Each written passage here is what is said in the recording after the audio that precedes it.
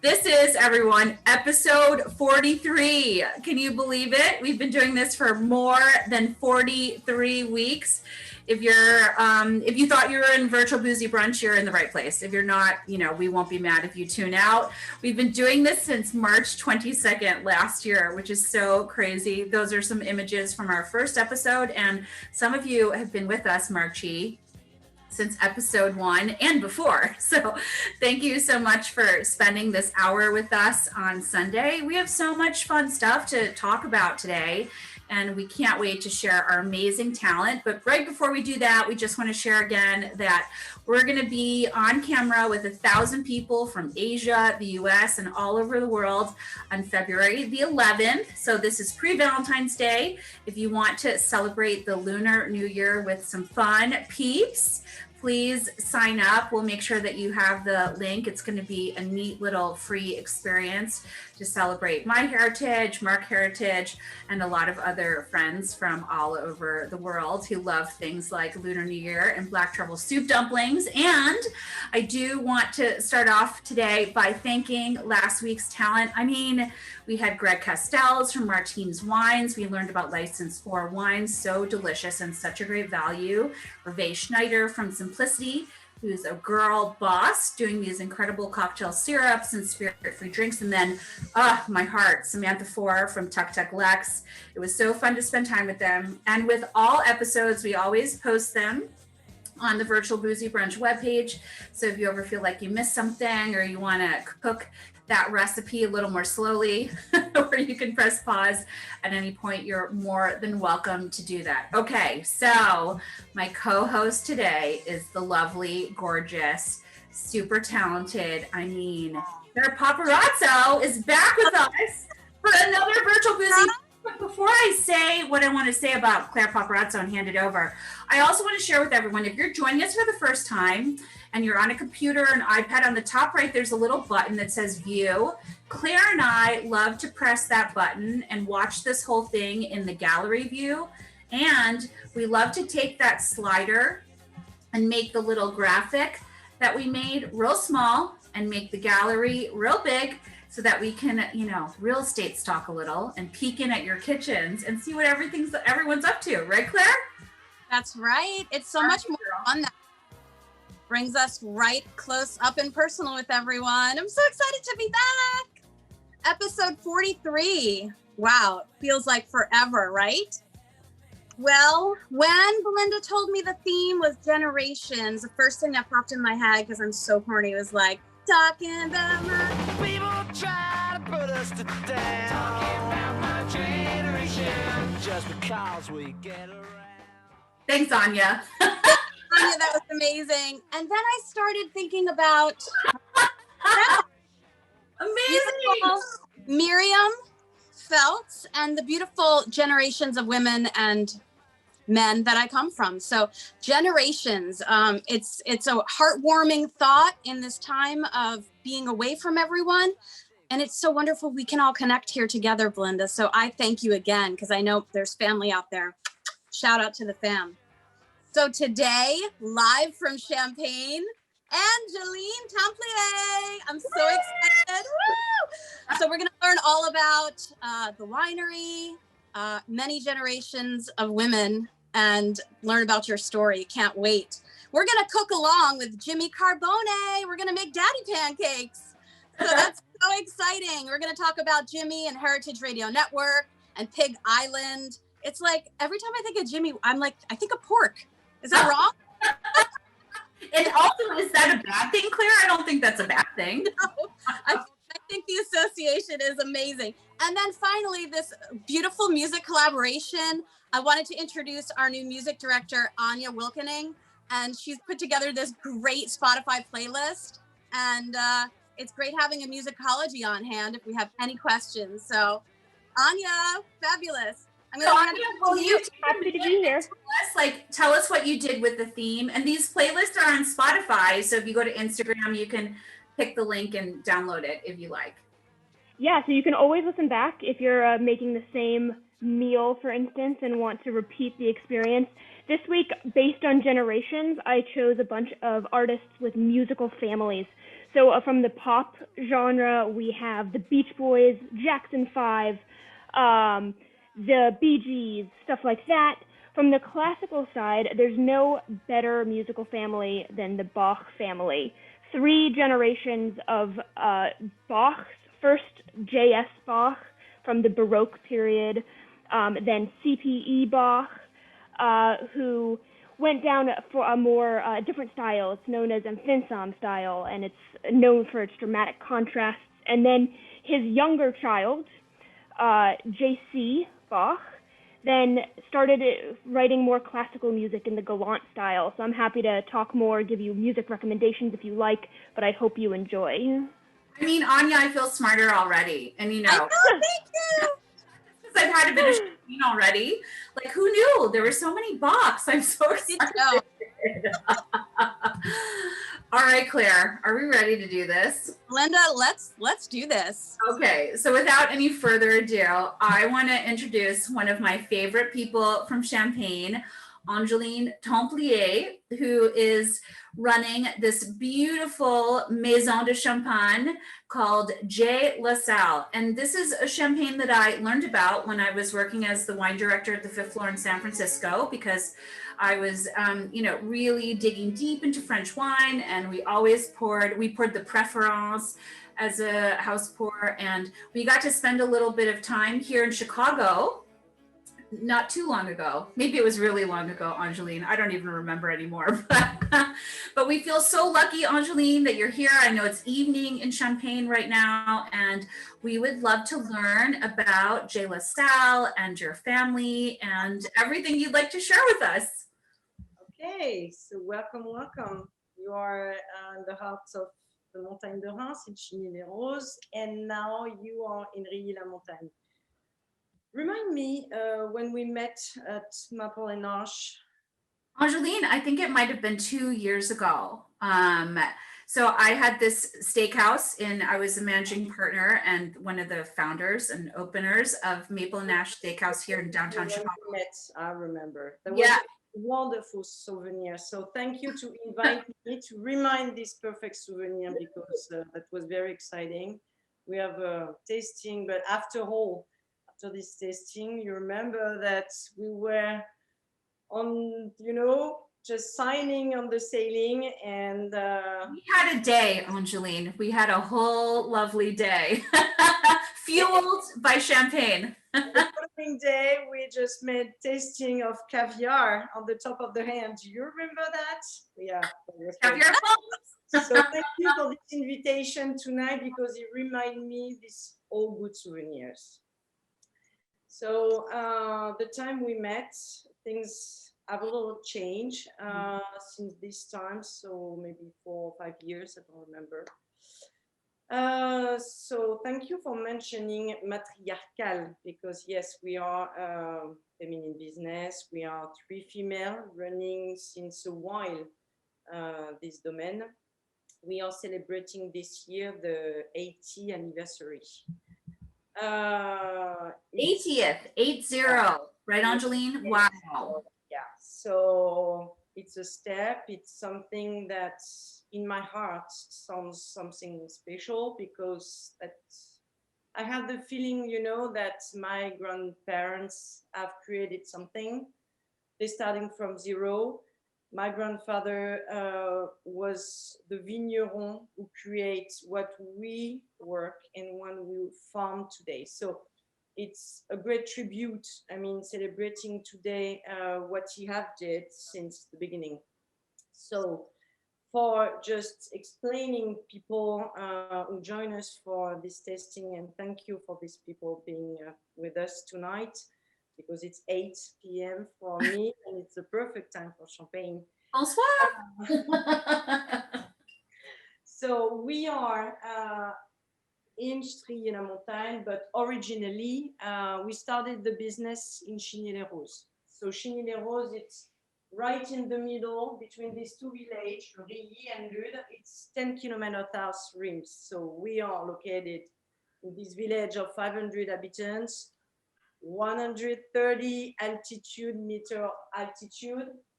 We are in the Premier Cru, And I'm very proud because what we have created since the beginning, it's a vineyard that we own because we are raw champagne. We own all the vineyard we have, 16 hectares all around this village.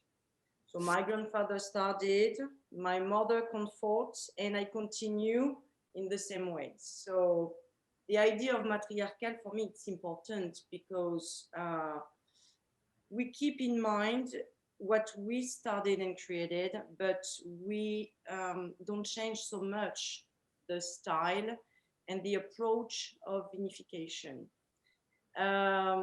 Some growers, some vignerons have different way of continue to have a business in wine, but for me, continue the identity, the DNA of my grandfather nowadays, for me, it's a great gift.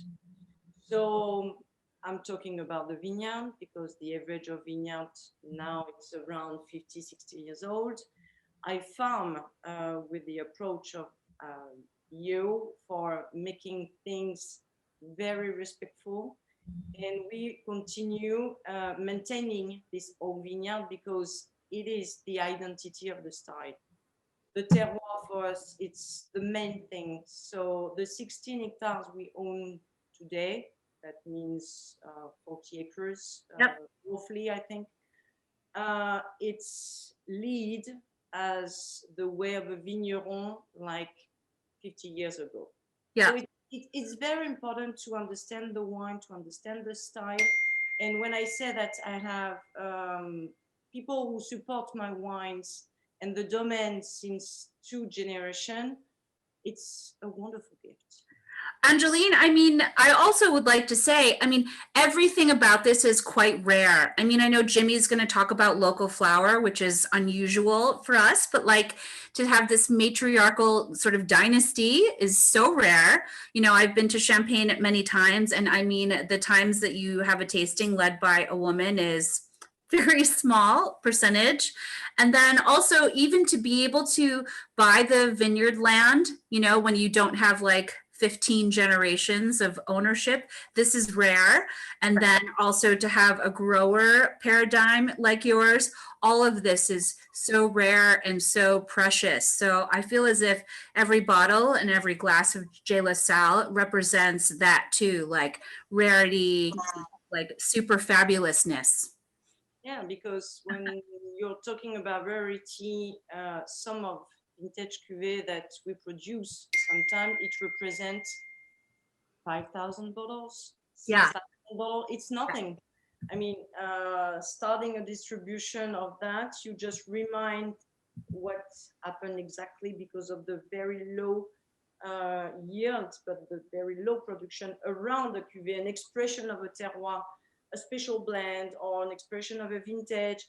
But the volume, I mean, we are wine lover. We are not people who want to make money. The philosophy is just stay small. Yeah. Of course, we grow. Of course, we expand. Of course, we have innovation in our mind daily. But the feeling of staying independent, a female business, familial business, it's incredible. So Angelique, it's like, it's truly couture, you know? I mean, even when people feel like, oh, prestige cuvée to me, and I used to work for them, Dom Perignon, but like Dom Perignon, they make millions and millions and millions of bottles. But if you get a bottle, if you're lucky enough to find it, they have it here. Cuvée Angeline, or, you know, any of the cuvées from J. La Salle, they're like really special. So should we do the first one? Can we talk about the first? I know you have 3 cuvées to talk about. So I have selected 3 different cuvées tonight because this is the non-vintage brut. So when you are talking about the domain and the first wine, you should mention this cuvée, which is Préférence. Préférence, it's the cuvée that we produce for maybe 60 or 70% of the total production. So if you want to have in mind a special tasting around the domain and have the idea of what we do, you start with the preference. Right. It's another color. So I just want to mention that because this cuvée is exactly the same. Do you see the bottles? Yes. Yes. Yeah, fine. Yeah. Thank you. It's exactly the same, but we have on the US market two different ways of distribution. So this cuvée, it's a cuvée that is blend with 60 Meunier, 20 Chardonnay, and 20 Pinot Noir. As I mentioned, 16 hectares. It's divided in 60 different plots all over the 6 villages where we are located in the terroir of Chigny-les-Roses. Mm-hmm. This cuvée has been organized in another business, which is Whole Foods.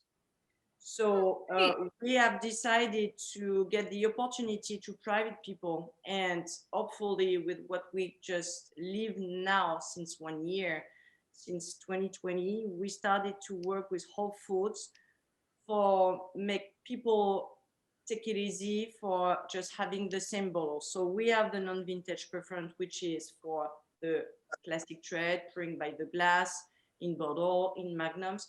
But the way that we have that, we decided to get another opportunity. That's incredible. Yeah, and we continue in this way because the effect of consumption today is very different. Yep. People cannot go anymore in restaurants. You have the same punition as we have. So finally, people, they grab different things on this kind of store, and they just can have also a bottle to pair with their meals. And I think for me, it's very important.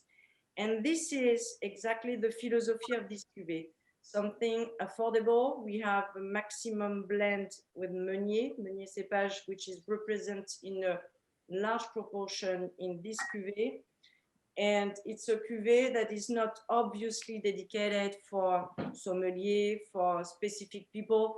You know, it's a cuvée that sometimes you just want to enjoy. You know, I have a party with friends yesterday, and we had in Magnum this cuvée.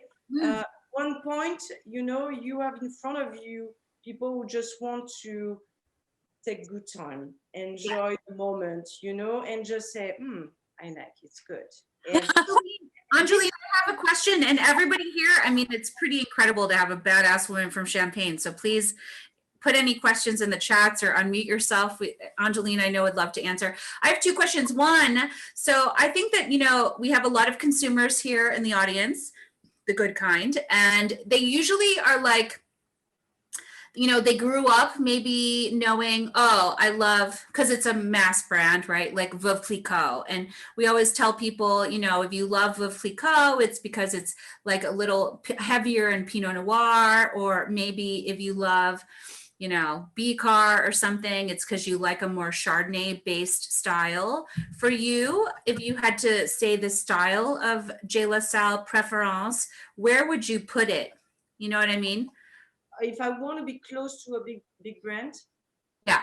No, I mean, or just like in general, where, you know, if everybody sort of chooses, or like if you're a fortune teller and you say, tell me, you know, what you like, what beer you like, and I can tell you who you are, you know, for Champagne. As is, you mentioned in terms of negotiations, I would love to tell you Bilcar Salmon. Yeah. Me, you know, they have a definitive negotiation sign, but I like the person behind the managing, I mean, the family, because it's 7th generation. Mathieu is living in the same village in Chigny-les-Roses. I'm very impressed about the job and about the wine they make, the job they do to continue in their same way. So the style of their wine, for me, is very respectable, and I like a lot. So it's not a big negotiation. I mean, I think there are close to 2 million of bottles when I produce for myself 150,000 bottles. So I mean, I'm zero. But in terms of owning vineyard, sometimes we are not so far. You know, it's just at one moment a question of option. Yeah. I decided not to become a negotiant.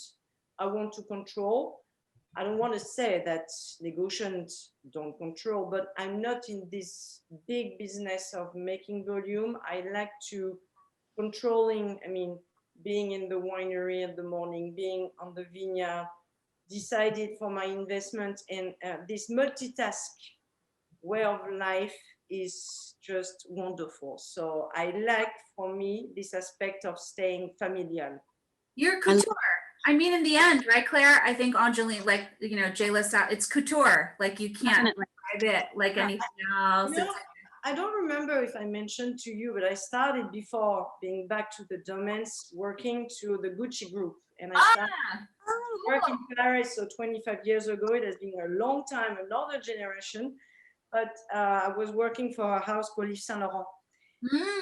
So I have in my DNA this, you know,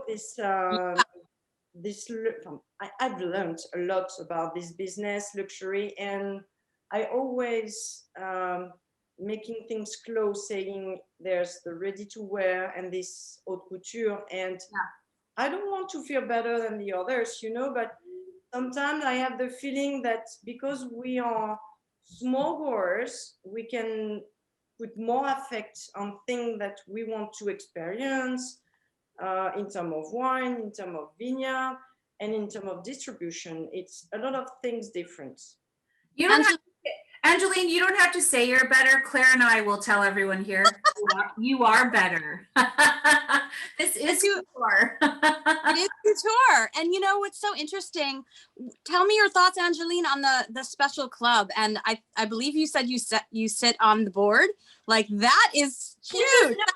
Wait, hold on, Claire. Like, everybody, I don't know if people here know. Like, if you're not a champagne crazy, which we are, Claire and I, and Angeline too, like, a special club is it. Like, when the next time you go out to a restaurant and there's a sommelier, you might say to them, not just like, I love a bottle of champagne, what do you have?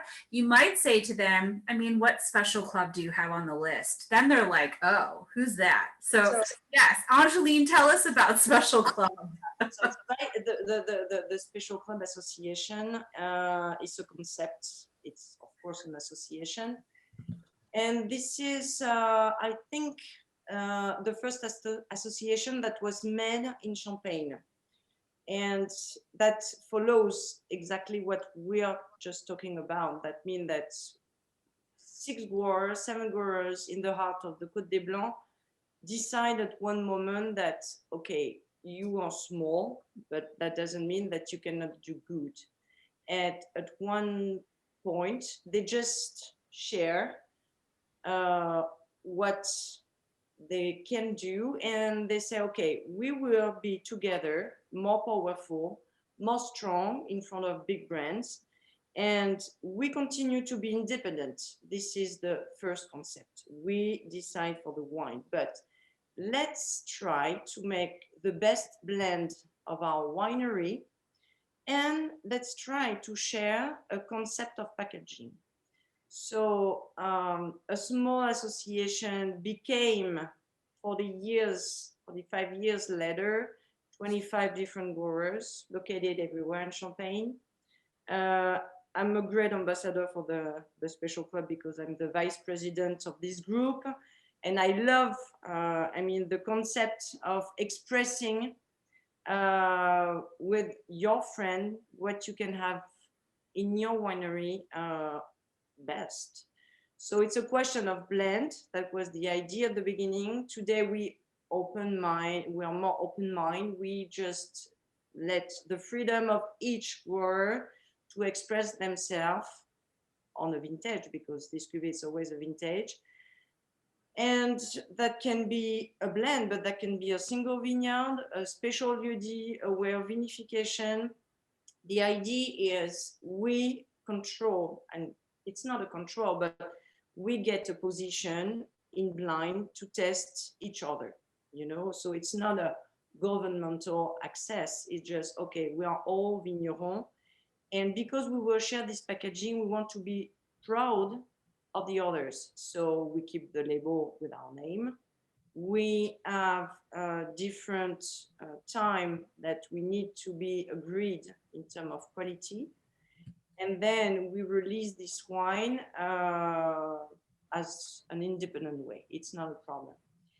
And Special Club, for me, it's very special because a few years ago, when I started to travel to US, less than 10 years ago, I realized how important was the Special Club for the US market. And I realized at the same time that in local, that was not exactly the same. So one day, I just asked one of my good friends, which is Cédric Mousset, vigneron, star vigneron that of course you know the wines. And I call Cédric and I say, I think that I have an idea. I have a free space downtown Reims, and we should try to get a concept of tasting around the Special Club. So it's kind of a wine shop. It's a place that you can meet Belinda, that you can just come with, I mean, just friends having a bottle. So we are mixing the way that you grab some bottle from the shelves. It's a mix with tasting room on the backside that you can do sommelier tasting. I mean, more specific, you know. And in this boutique, because the Special Club now, I think, represent kind of 3 million of bottles, because we open our range. The 25 growers, of course, put their Special Club, but the whole range of the domain. Yeah. So the diversity that you can find in this boutique, I mean, it's incredible. And you have nothing compares in another place in Reims or in Champagne for having only grower champagne and decide for what you want to test. I mean, in terms of dosage, in terms of vinification, in terms of terroir. We have a map, I mean, on this boutique saying where we are located. We have Magnum painting gold when you have the number of the grower and you just, you know, it's very, what we call in French, ludique. It's very fun when you are here. You want to have information, you can just go around and take a moment to discover. You have the face of the vigneron, and you decide what you want to do on this rendezvous.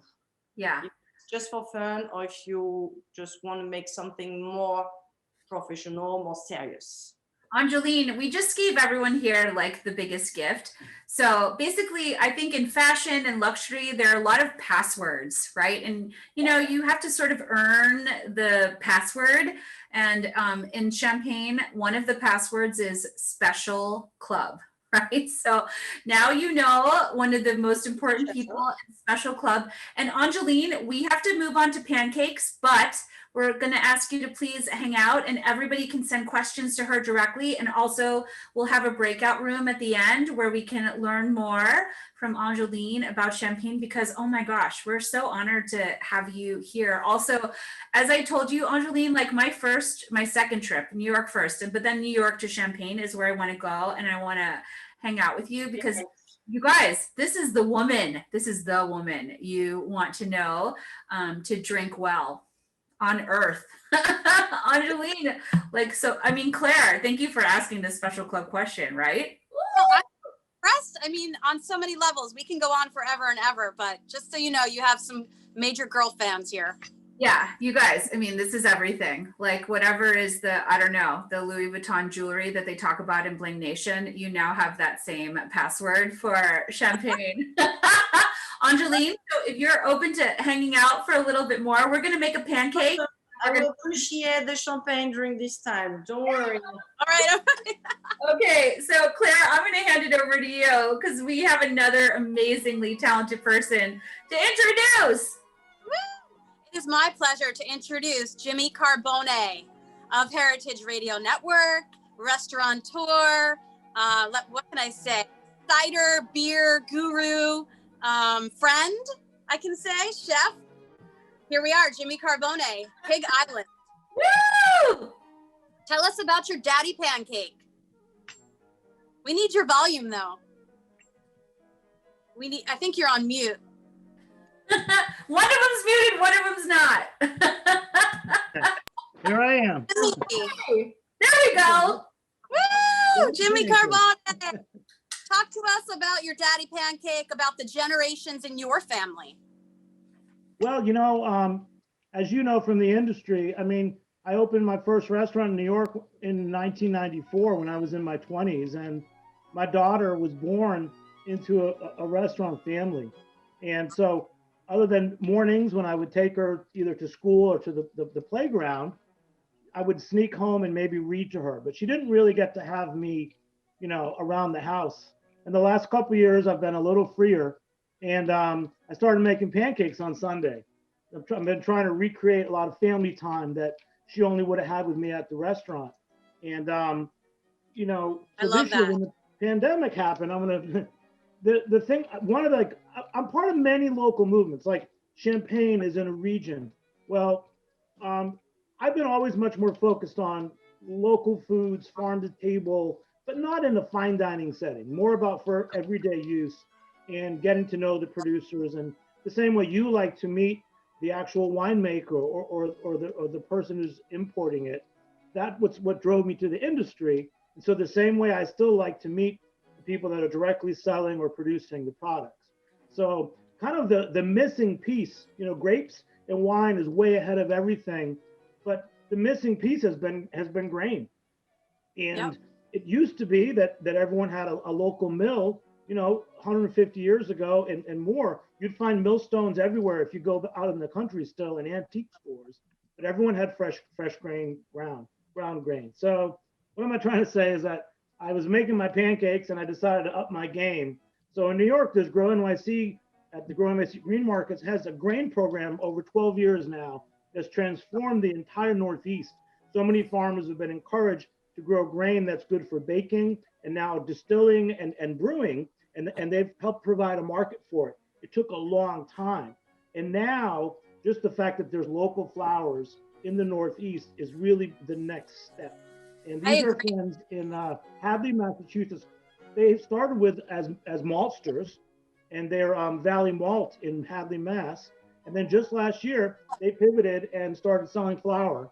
And it's ground up grain. It comes in this nice little cloth package. Hey, Jimmy, did they pivot based on the pandemic, or they pivoted because they thought it was time? Do you know? That's a good question. I think they were already doing it, but I think definitely the pandemic pushed them. Right. So that's what I do. That was my family tradition. And now my daughter's actually gone to college. Oh my gosh. In Iowa. Yeah. That, Jimmy. So thank you, because otherwise I wasn't going to make pancakes for myself. Right. So now I'm making them for us. We can talk about a lot of things. I really love what you guys are doing. So thank you, Belinda, and thank you, Claire. And Absolutely. I'm loving Miss Angeline. I want to get one of those magnums. I know. We need to get Jimmy a Magnum. He's, the 750. We're going straight to the Magnum for him. He knows how. Hey, Jimmy, I know the first step you told us of this pancake situation is have like a good pan, right? Yeah. And you said there's a bacon bit. So I gave my mom, we bought our first Benton's ham ever. Ooh. Right. So, now we have a ton of it. Now we're like, what to do with it? So I figured I could do this as a stand-in for the bacon bit, right? That looks amazing. I actually just talked to Alan Benton last Friday on my my Friday night Heritage Radio Network live video. I know. He's a legend, Yeah. So the secret is with that bacon, treat it like pork. Cook it slow and gentle. Don't try to make it crispy. Okay. Think of it as pork. What I learned when I talked to Alan, there's a lot of people in certain cultures, yes, we eat pork, but other cultures say, oh, I don't eat pork, but I eat bacon, I eat ham, and I eat sausages. Hold on. We're going to spotlight our vegans. Yeah. Who are technically vegans. But in honor of you, Jimmy Carbone, I believe there is a pork product on the stove. That's amazing. All right, so we should turn our skillets on. Yeah, Jimmy? Are we there? Turn them on. I already made the batter.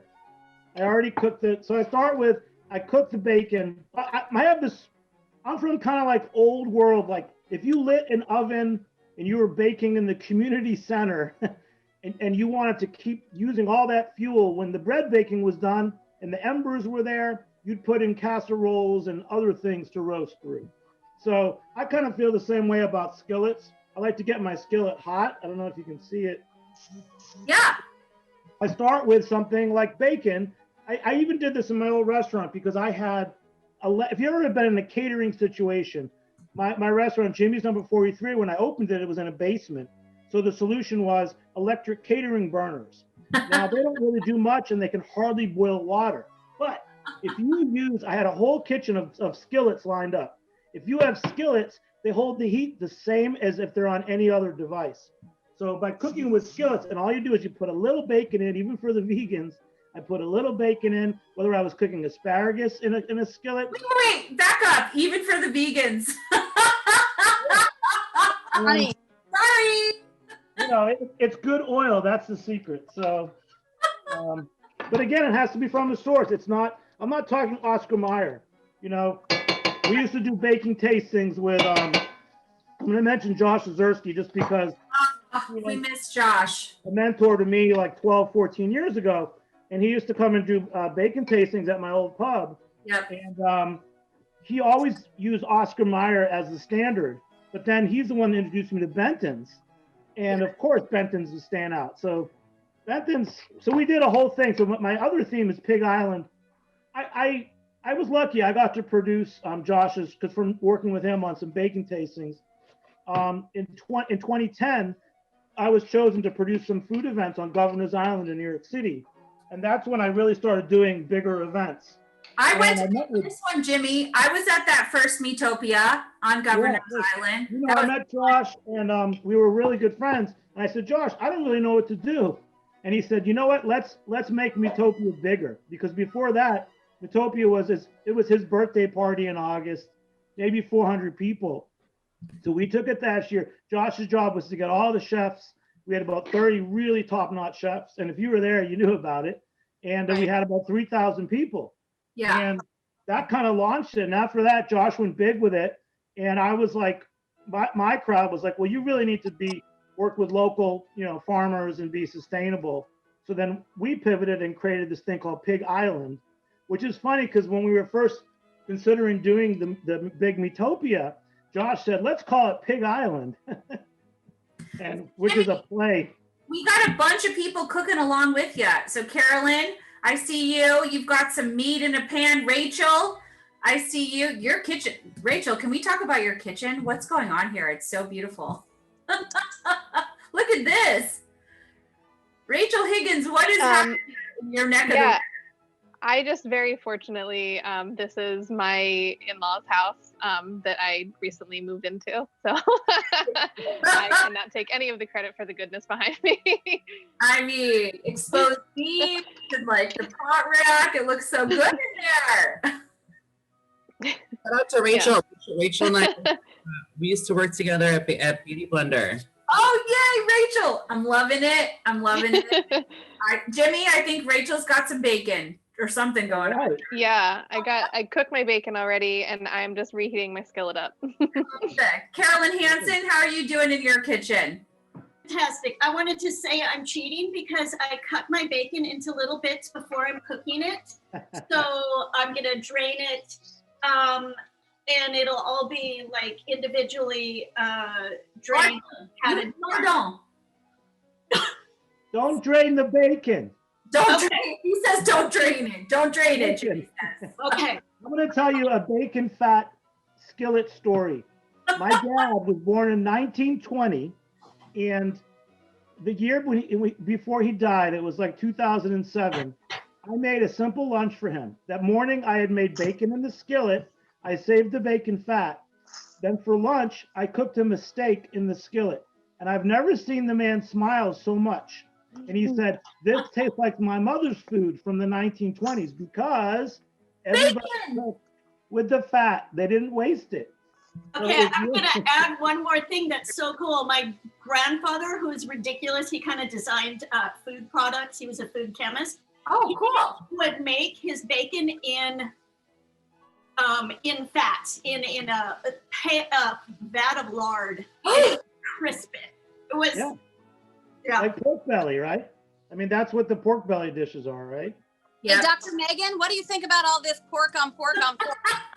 Everything celebration, right? I was saying I didn't even have bacon today, but I always have bacon fat in a jar by my stove. So I'm still very much cooking all of my food in bacon fat, even if I don't have the bacon to go with. We also have James Beard award-winning cookbook writer and 5-year podcaster Cheryl Jameson. Cheryl, what's happening on your stove? I'm gonna try to unmute you here. You gotta unmute yourself, babe. Did we get her? Good, Cheryl. Almost. There she goes. Now you can hear me. Yeah, give us all. Apples and my bacon fat. I have my pancakes here on my griddle. I put some of the bacon, and I'm using Newski's bacon myself from Wisconsin. Nice. Wait, have you and Jimmy Carbone, have you two met before? No. No. Hi, Jimmy. I was excited to have you on the show. I know of you definitely. Yay! I mean, you got like the brisket and barbecue queen, and then we got like Pig Island. Like, I mean, this is love here, I think. Here's what they're looking like. We're flipping. Oh, it's gorgeous, Jimmy. All right, Jimmy, what are we doing next for those following along at home? Well, I don't know. You just make your pancakes and you keep, like I said, I keep making mine. Done. And, well, you missed the step. So while you're cooking with the bacon, I would throw some slices of apple in, because again, whenever I use the bacon fat, I actually reserve some of it, but I'll use it later. But I do keep the bacon fat cooking in the pan. And so my whole idea is I'm cooking at home, I'm not going to waste that fat. It's beautiful. And I either cook onions in it or apples or something, just to keep the flavors going. I love this. It always felt like the wrong thing to scrape out the grease and send it away. I love that now all of us are gonna make bacon or cook our Bentons in a pan and just like keep that pan and throw everything else that we have in the house into it. Rachel Higgins, she's got a nice little container going on there. Let me ask Rachel. So the big thing, I'm going to give a shout out in Charleston, South Carolina. One of the finest up and coming heritage pig farmers, Tank Jackson at Holy City Hog. He'll tell you, and what is in the, small farm, raised pigs, everything in there you eat from nose to tail, because it's good for you. It's about proportions. It's about balance. So a little bacon fat with a lot of vegetables might just be the healthiest thing you ever ate. Oh my God. Wait, what? You just changed my life, Jimmy Carbone. I mean, you don't need the steak, but you need the gristle. You need the Les Yankees just said he had his collard greens and they were cooked in bacon with rendered bacon fat. So yes, Les, go. It's the only way I can get my mom to eat Brussels sprouts. Oh my God.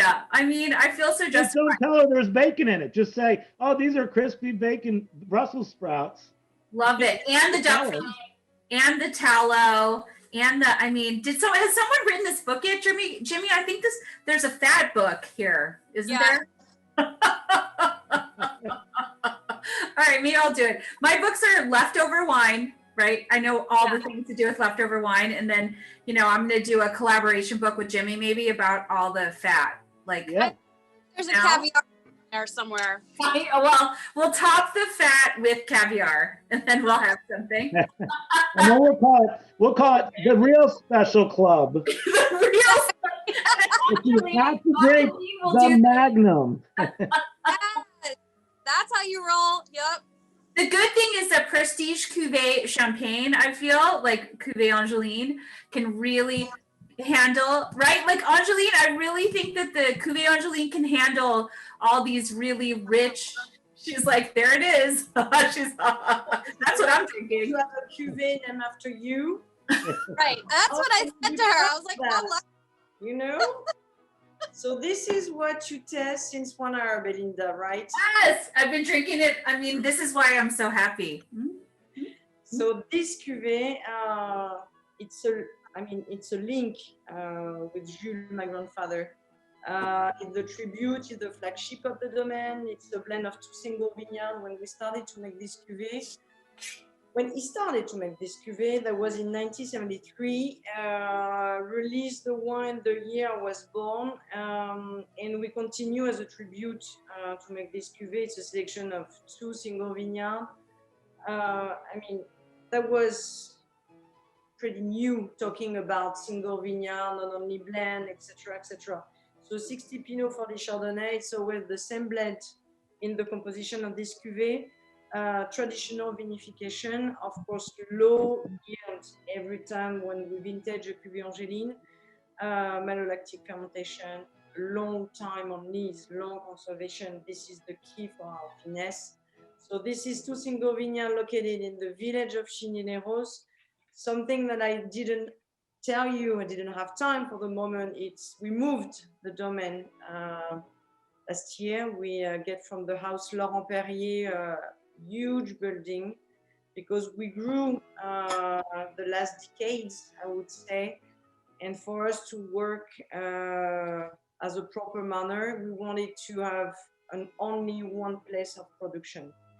But we don't forget where we come from. We are the closest village. The vineyard hasn't changed at all.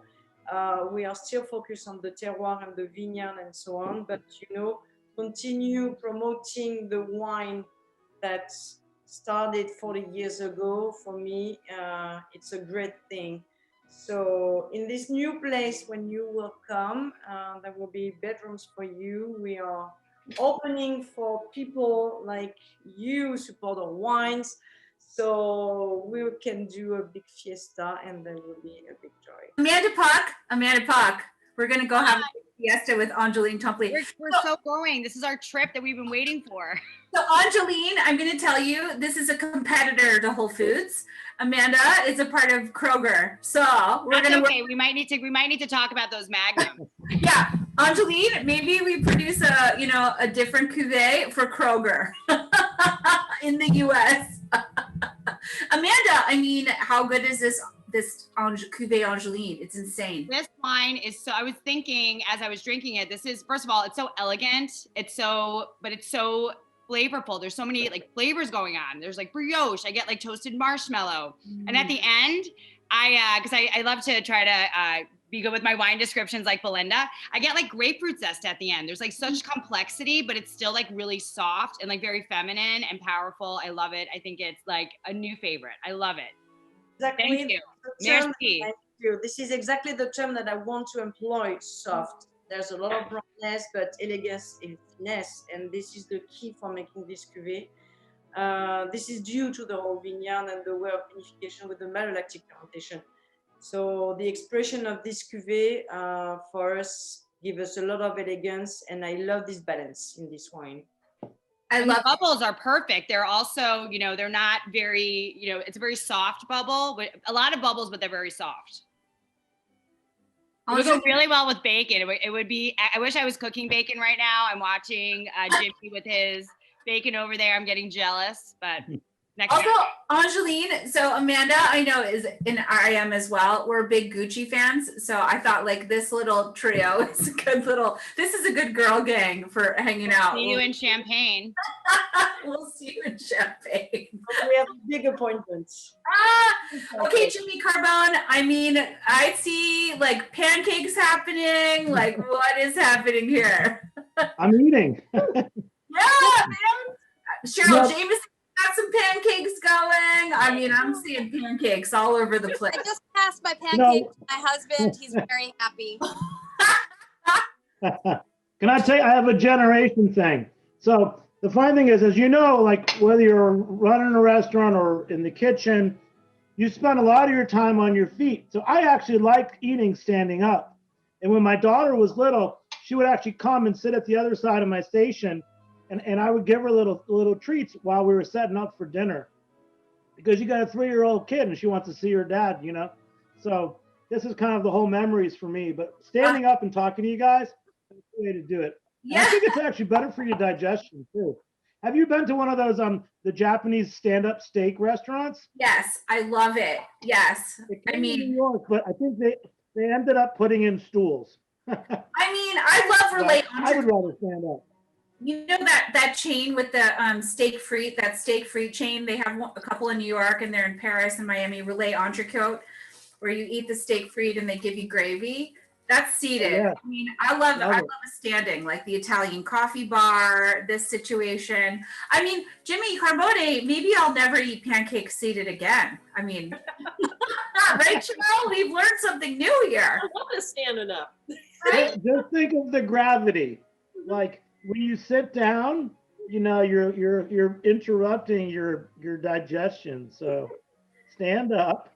Yeah, I love Entrecote. I love that And phrase. Angeline was like, you know, I said, do you want to be sitting or standing? And she said, standing. I'm in my office. It gives it sort of more energy.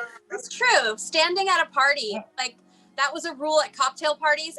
Don't let anyone sit down because then no one's going to mingle. You want to be on your feet. So fun.